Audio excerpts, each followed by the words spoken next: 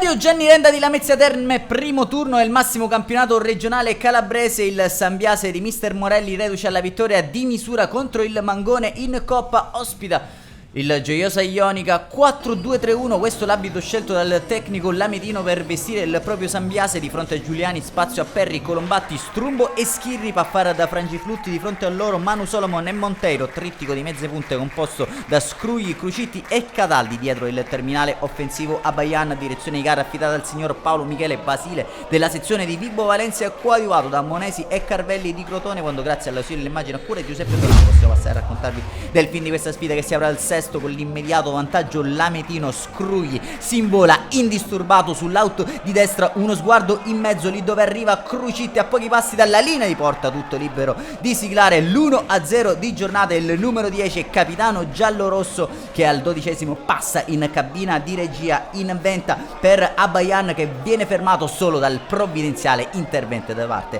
del difensore del Gioiosa Ionica, che non ci sta a fare da sparring partner. Al 25°, si fa vedere in avanti trovando anche il pari sugli sviluppi in azione convulsa in area giallorossa, annullato tutto per fallo ai danni dell'estremo difensore lametino. Sambiase che torna in avanti e va vicino al raddoppio con il terzo tempo di Colombatti, che schiaccia il pallone non inquadrando il bersaglio grosso. Ospiti che però che tornano pericolosi al minuto 33 con il gran destro di Ferrara, controllato solo con lo sguardo da Giuliani. Al minuto 34 Cataldi semina il panico tra le maglie della difesa biancorossa, scambia con Abaian e sfiora il palo lontano aprendo un po' troppo il compasso. Al 40° arriva il raddoppio del Sambiase, punizione di Crucitti in mischia. Arriva però la zampata di Colombatti per il 2-0 della compagine di mister Morelli, che mette così in ghiaccio la sfida prima del duplice fischio, lì dove il Gioiosa Ionica prova a rientrare in partita. Ci prova da fuori Gentile, facile preda però il suo destro da parte di Giuliani. Arriva il duplice fischio del fischietto